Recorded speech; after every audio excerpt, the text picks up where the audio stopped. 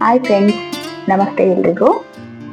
ನಾನಿವತ್ತು ಮೀಶೋದಿಂದ ಒಂದು ಪ್ರಾಡಕ್ಟ್ನ ಬೈ ಮಾಡಿದೆ.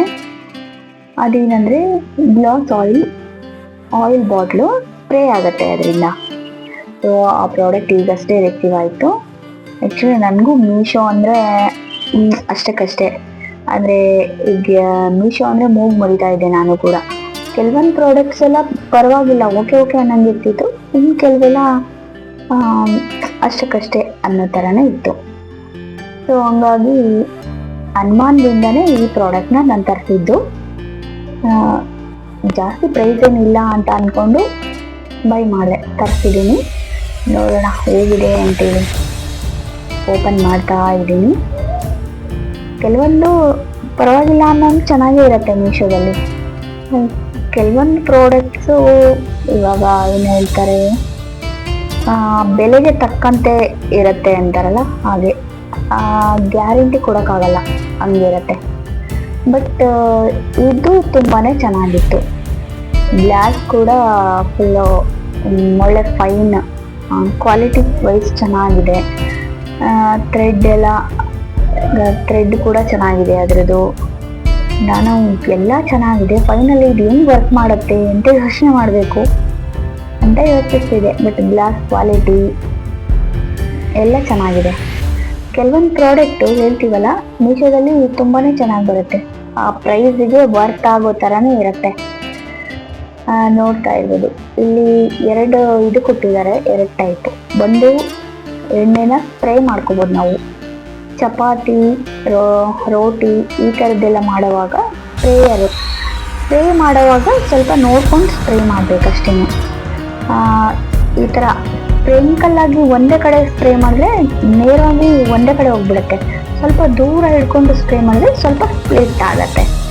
ಆಮೇಲೆ ಎಣ್ಣೆನ ಹಾಗೆ ಕೂಡ ಹಾಕೋಬೋದು. ನಾನಿಲ್ಲಿ ಫಸ್ಟು ನೀರು ಹಾಕ್ಬಿಟ್ಟು ಟ್ರೈ ಮಾಡಿದ್ದೀನಿ. ಫಸ್ಟು ಅದು ನೀರು ಹಾಕಿ ನೋಡಿದ್ರೆ ನಮಗೊಂದು ಐಡಿಯಾ ಬರುತ್ತೆ ಅಂತೇಳಿ. ನೀರಿಗೂ ಎಣ್ಣೆಗೂ ಡಿಫ್ರೆನ್ಸ್ ಇರುತ್ತೆ, ಬಟ್ ಇಲ್ಲ, ಎಣ್ಣೆ ಹಾಕೋದ್ರೂ ಚೆನ್ನಾಗೇ ಬರುತ್ತೆ. ನಾನು ಎಣ್ಣೆ ಹಾಕಿ ಕೂಡ ಟ್ರೈ ಮಾಡಾಯಿತು. ಸೊ ನೋಡಿ, ನೀರು ಹಾಕ್ಬಿಟ್ಟು ಇವಾಗ ತೋರಿಸ್ತಾ ಇದ್ದೀನಿ.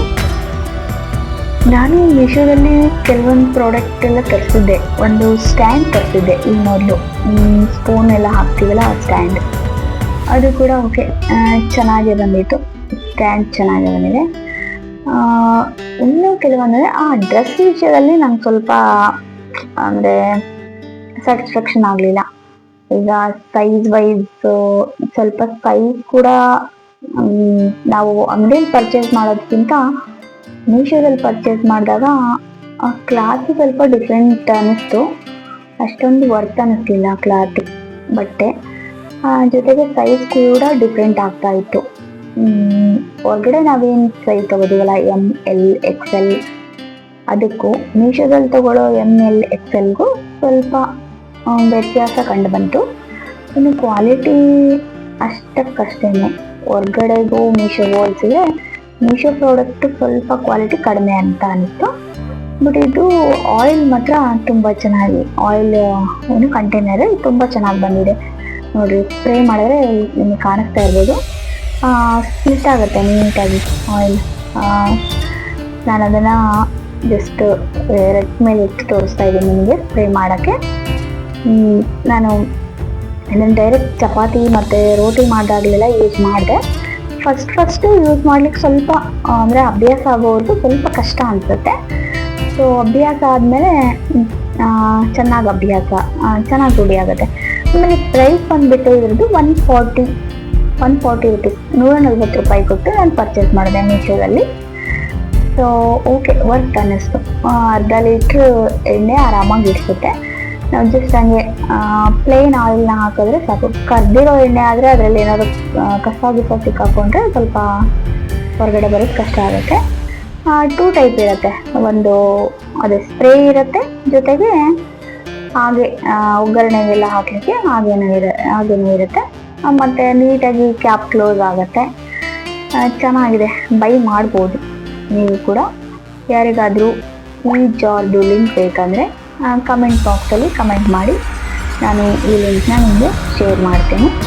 ಚೆನ್ನಾಗಿದೆ, ಯೂಸ್ ಮಾಡ್ಬೋದು. ಇವಾಗೆಲ್ಲ ಪ್ಲಾಸ್ಟಿಕ್ ಯೂಸ್ ಮಾಡಬಾರ್ದಲ್ವಾ, ಸೊ ಗ್ಲಾಸ್ ಜಾರ್ ಆಗಿರೋದ್ರಿಂದ ಯೂಸ್ ಮಾಡಲಿಕ್ಕೆ ಅಡ್ಡಿ ಇಲ್ಲ. Thank you.